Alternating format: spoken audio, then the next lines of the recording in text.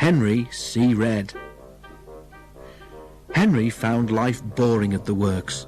The men worked hard to make him better, but it seemed ages before he was ready. At last, however, when he had passed the test to make sure he was mended properly, men came to repaint him. But Henry saw that instead of nice green paint, they had something very different in their paint pots. "That's not right," protested Henry. "The Fat Controller wants me to be green with red stripes, not red all over like tomato sauce." The painters laughed. "You'd look very handsome, Henry," they said, "but don't worry, this paint is a special sort of undercoat. You shall have proper green with red stripes before we've finished." "Undercoat," muttered Henry in disgust. "Whatever would the other engines say if they saw me looking like this?" The men laughed and carried on painting. Early next morning his driver came. "Wake up, Henry," he said. "There's an emergency at the big station and the Fat Controller says you're to help." "But I can't go like this," exclaimed Henry. "They'd all laugh like anything." "No choice," said his driver. "The diesel pulling the express has failed and the Fat Controller needs you to take over. It's either us or a long walk for the passengers, and you know the Fat Controller wouldn't like that." The fireman raised steam as quickly as he could, and Henry, blushing with embarrassment, set off for the big station.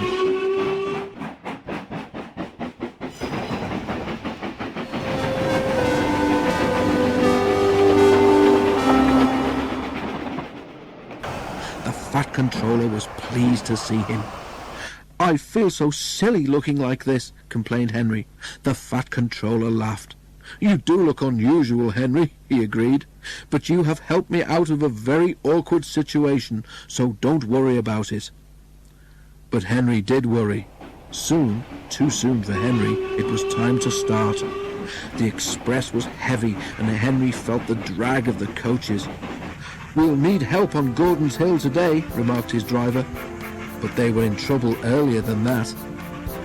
As they approached Edward Station, the brakes went wrong on the last coach of the train and they had to stop and uncouple it. To make matters worse, Donald, who should have been there to help, had been called away. Henry had to push the coach into a siding himself, and, without Donald, there was no one to help him on the hill. "Never mind," comforted his driver.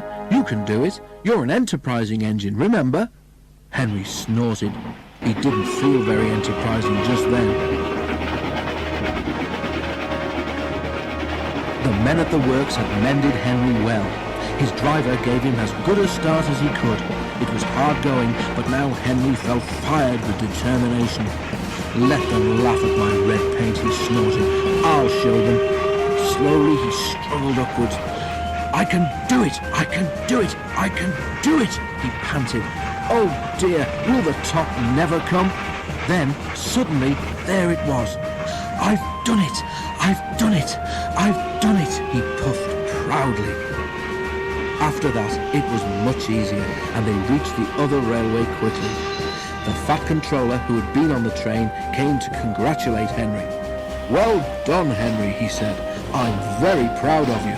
Perhaps all my engines should be painted red, but you have certainly earned your proper green with red stripes." Which, of course, is just what Henry got. And when he at last returned to the shed, there was a warm welcome for Henry the Green Engine.